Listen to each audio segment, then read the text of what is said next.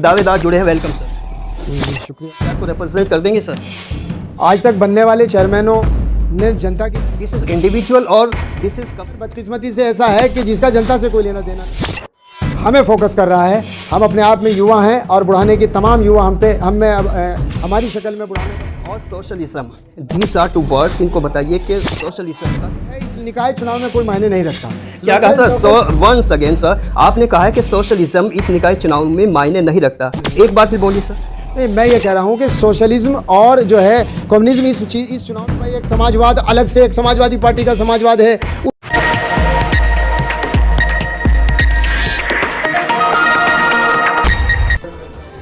एक ऐसा सियासी और सामाजिक अंधेरा जिसमें युवा अपना मुस्तकबिल ढूंढ रहे हैं और बूढ़े और बुजुर्ग अपना बुढ़ापा महफूज करने में लगे हुए हैं और महिलाएं अपना वीमनहुड मेंटेन करने में लगातार जुस्तजू और जद्दोजहद कर रही हैं।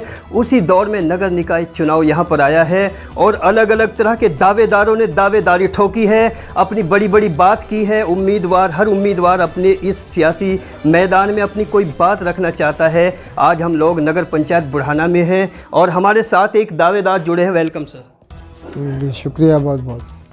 सर बताइए, आप यहाँ पर जो नगर पंचायत बुढ़ाना में एक दावेदार, आधा दर्जन तकरीबन दावेदार हैं, उन दावेदारों में आप अपने आप को कहाँ पर महसूस करते हैं सर?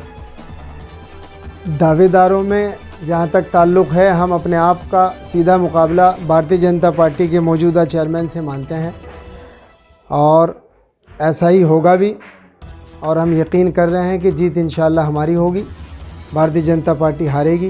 भारतीय जनता पार्टी का विरोध सर जीत तो बाद की बात है, चूँकि ये एक सियासी दंगल है। आप ये बताइए, क्या अपने आप को इतना कॉम्पिटेंट महसूस करते हैं कि आप नगर पंचायत को रिप्रेजेंट कर देंगे सर? आज तक बनने वाले चेयरमैनों ने जनता के लिए कोई काम नहीं किया। बुढ़ाना का जो चेयरमैनी का स्टाइल रहा है 20 वर्षों से, ऐसा लगता है कि कोई पब्लिकली आदमी कोई चेयरमैन नहीं है। ऐसा लगता है कोई सरकारी चेयरमैन। 1 मिनट, ऐसा लगता है दिस इज़ इंडिविजुअल और दिस इज़ कमर्शियल पॉइंट्स और पॉलिटिकल सर? नहीं, मैं पॉलिटिकल बात कर रहा हूँ। जनता चेयरमैन होना जनता का सेवक होना है और बुढ़ाने का चेयरमैन बदकिस्मती से ऐसा है कि जिसका जनता से कोई लेना देना नहीं है।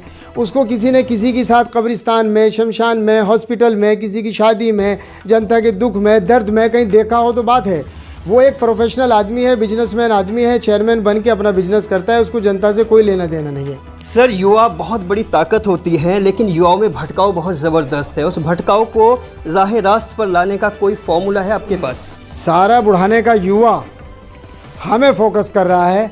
हम अपने आप में युवा हैं और बुढ़ाने के तमाम युवा हमारी शक्ल में बुढ़ाने का फ्यूचर मुस्तकबिल देख रहे हैं और हमें ऐसी उम्मीद है कि बहुत बड़ी तादाद में 80-90% युवा हमारे साथ रहेगा और वो युवा बुढ़ाने की जनता को सड़क पर नज़र आएगा। सर कुछ भोली भाली जनता आपको सुन रही है, चूँकि ये एन एक्सप्रेस न्यूज़ चैनल है जो पश्चिमी उत्तर प्रदेश और उत्तराखंड में सुना जाता है और यहाँ नगर पंचायत में भी कुछ लोग ऐसे हैं जो विकास को नहीं समझ पाते। सीधे साधे भोले भाले, विकास का मतलब बताइए सर, क्या होता है? विकास का मतलब तो इस ज़माने में ऐसे कोई लोग नहीं हैं जो समझते हों।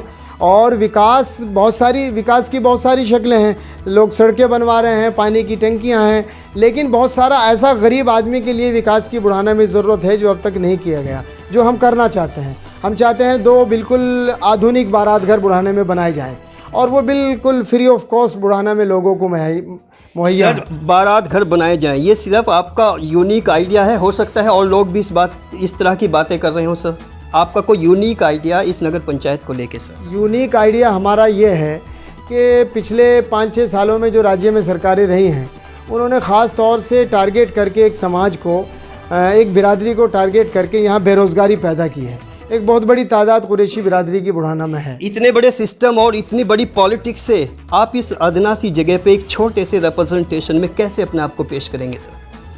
मुझे पेश करने की ज़रूरत नहीं है। मेरी सेवा 25 साल की, मेरा करैक्टर, मेरी खिदमत, चाहे वो ईदगाह रही हो, चाहे वो मस्जिदों से ताल्लुक़ हो, मदरसों से ताल्लुक़ हो, हॉस्पिटल से हो, कोरोना काल रहा हो, जो भी विपदाएं और जो भी हालात गुजरे हैं, उसमें अगर कोई आदमी 24 घंटे 18 घंटे सर्विस दे के सड़क पे रहा है, उसका नाम सर पॉलिटिसिज्म और socialism, these are two words. इनको बताइए कि सोशलिज्म का क्या अहम किरदार है इस टाइम, इस वक्त?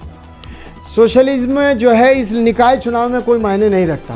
क्या कहा सर? वंस अगेन सर, आपने कहा है कि सोशलिज्म इस निकाय चुनाव में मायने नहीं रखता। एक बार फिर बोलिए सर। नहीं, मैं ये कह रहा हूँ कि सोशलिज्म और जो है कम्युनिज्म इस चुनाव में मायने नहीं रखता। इस चुनाव में आदमी की समाज सेवा मायने रखती है। पर्सनली पब्लिक का कॉन्टैक्ट किस नेता से है, पर्सनली सोशली कौन आदमी किससे जुड़ा हुआ है। एक आदमी को बाई फेस सर जुड़ाव को क्या कहते हैं? यानी पर्सनली एक कॉन्टैक्ट वोटर टू कैंडिडेट, इसी जुड़ाव को सोशलिज्म कहते हैं सर। हाँ, नहीं वो बात ठीक है। सोशलिज्म का मतलब ये नहीं है कि आप सोशलिज्म के भाई एक समाजवाद अलग से, एक समाजवादी पार्टी का समाजवाद है उसको समाजवाद कहा जाता है। समाजवाद को भी अगर आप ट्रांसलेट करें वो भी सोशलिज्म है। ओके, अंत में चलते चलते एक अहम सवाल सर, यहाँ की जनता जो आपको सुन रही है उनके लिए आप जो भी स्पेशल मैसेज कन्वे करना चाहते हैं बताइए सर। मैसेज हमारा यही है कि हम लोग 25 साल से सेवा कर रहे हैं और बग़ैर किसी भेदभाव के समाज सेवा की है। जैसा भी समय आया है उसमें हर वक्त खड़े रहे हैं। यही हमारा चरित्र है, यही हमारी का करैक्टर है कि 25 साल की सेवा के दम पर हम वोट के हकदार हैं। और सर 25 साल से आप सेवा कर रहे हैं, क्योंकि हम लोग लगातार रिपोर्ट कर रहे हैं नगर पंचायत, हम अपने दर्शकों को बता दें कि हम लगातार रिपोर्ट कर रहे हैं और उसमें ज़्यादातर जो उम्मीदवार हैं वो यही बात कर रहे हैं। कहीं ऐसा तो नहीं सेवा के पीछे आप पॉलिटिकल मुफाद हासिल करना चाहते हो सर? सेवा के पीछे पॉलिटिकल मफाद नहीं, पॉलिटिकल नहीं, समाज सेवा सिर्फ़ और सिर्फ खिदमत खल्क जिसको कहा जाता है, खिदमत खल्क और समाज सेवा करना चाहते हैं। चुनाव हारें या जीतें ये तो सब ऊपर वाला तय करेगा, लेकिन हम समाज सेवा के लिए आए हैं। और 2 चुनाव पूर्व में हार चुका हूँ, तीसरे चुनाव में मैदान में हूँ। जीत मिलेगी तब सेवा करेंगे, हार जाएंगे तब सेवा करेंगे। बहुत आपने बताया 2 चुनाव आप हार चुके हैं, इन 2 चुनाव का रिजल्ट क्या ये बताता है कि तीसरे चुनाव में आप जीत जाएंगे? हमारे सामने जो बहुत परिस्थितियां थी वो बदल गई हैं इस चुनाव में। जो हमारे मुख्य प्रतिद्वंदी होते थे वो इस समय मैदान में नहीं हैं। अब हम वन वे ट्रैक पे दौड़ रहे हैं। हमारा मुकाबला अपने समाज के किसी प्रत्याशी नहीं है, सीधा भारतीय जनता पार्टी से है। ओके सर, कुछ और शख्स भी यहाँ पर बैठे हुए हैं, इनसे भी कुछ राय जानने की कोशिश करते हैं क्योंकि ये ऑफिशियल स्टेटमेंट है। सर बताइए आप क्या कहना चाहेंगे अपने तौसीफ राही की इन बातचीत के ऊपर? सर जी हम दिलो जान से तैयार हैं जी और हर तरह तैयार हैं जी। और हम तो तैयार है जिताने के लिए। तैयार है जी भाई। तो जी तैयार है जी।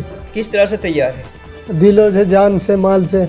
जी चाचा बताइए। तैयार हैं जी, बिल्कुल तैयार हो हर तरीके से, हर तरीके से, जान से। जी चाचा आप भी बताइए क्या कहना चाहते हैं? तौसीफ ऊंचा सुनता है, चलिए कोई बात नहीं। एक शख्स और बराबर में बैठे हैं, चूँकि उम्मीदवार के बराबर में बैठे हैं तो ज़रूर कोई इंपॉर्टेंट व्यक्ति होंगे। सर बताइए आप क्या कहना चाहेंगे?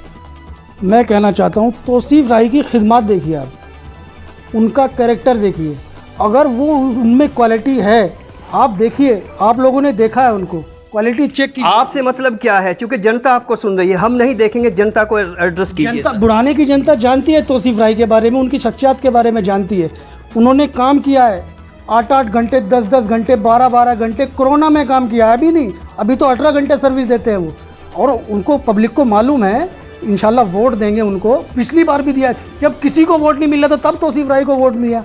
अभी तो कोई है ही नहीं कंपटीशन में। एक लास्ट गुजारिश क्या करना चाहेंगे सर जनता से यहाँ पर? लास्ट गुजारिश यही है कि जब तक आदमी किसी को मौका नहीं देगा, जब तक उसकी बहुत सारी खूबियाँ छुपी रहती हैं। अगर एक बार मौका मिलेगा तो बहुत सारी ऐसी सेवाएं हैं जो करने के बावजूद भी नज़र नहीं आती जनता को। ओके सर, ये थे तौसीफ राही नगर पंचायत बुढ़ाना से जो गुफ्तगू कर रहे थे लगातार, और यहाँ पर ये चौपाल सजी हुई है, काफ़ी समर्थक यहाँ पर बैठे हुए थे। अब इसका फैसला तो यहाँ की जनता करेगी, यहाँ के लोग करेंगे। बुढ़ाना की जनता क्या कहती है ये तो समय और वक्त बताएगा, ये तो नतीजे बताएंगे। हवा किसके हक में चलेगी और किसके विपक्ष में चलेगी। तब तक के लिए बने रहिए एन एक्सप्रेस में। मैं मोहम्मद अकरम अपने टेक्निकल सपोर्टर आस मोहम्मद के साथ विदा लेता हूँ। नमस्कार, आदाब, धन्यवाद।